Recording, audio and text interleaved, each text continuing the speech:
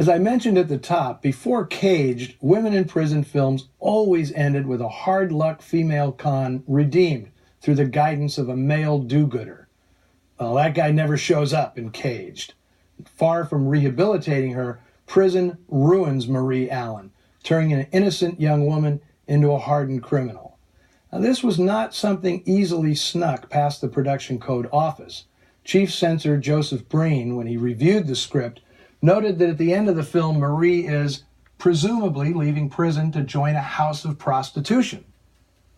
Somehow, writer Bernie Schoenfeld was able to convince Breen that his script was simply emphasizing the fact that she had some talent as a booster, meaning in underworld slang, a pickpocket. Other things, however, didn't get past the PCA, like drug use.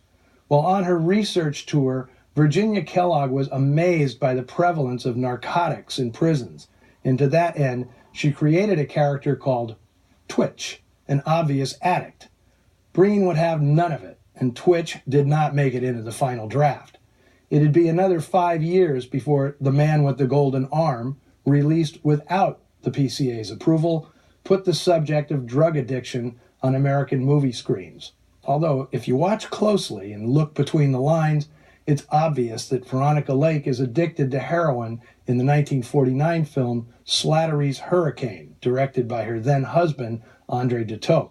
Smoochie, played by Jan Sterling, is the rare woman in a film of this era who actually ID'd as a CP, common prostitute. CPs?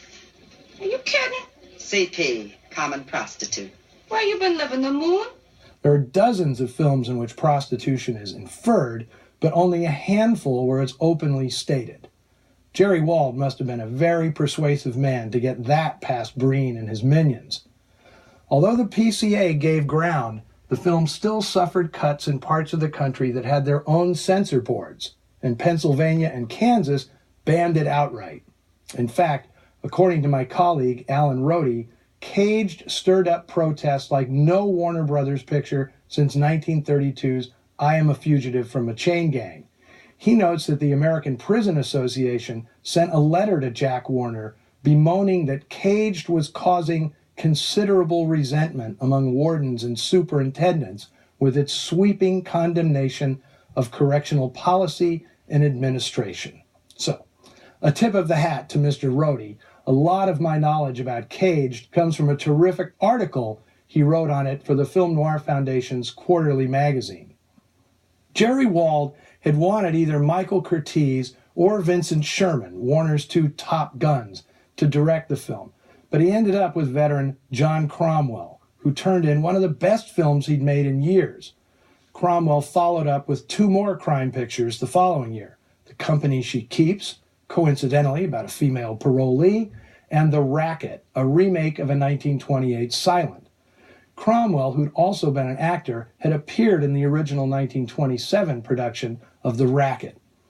After finishing those two for RKO, Cromwell was named a communist by studio boss Howard Hughes, which was totally false, but that didn't stop Cromwell from being blacklisted for 7 years. As for Hope Emerson, rest assured that in real life, she was nothing like her character in this film. She began in vaudeville as a kid and became a popular nightclub performer, singing bawdy songs and playing a mean boogie-woogie piano. When Robert Siodmak cast her in Cry of the City, she hadn't been in a film in more than 10 years. That 1948 noir rejuvenated her acting career, which sadly lasted only another 12 years. In the late 50s, she was great as Mother on the TV series Peter Gunn, which earned her an Emmy nomination.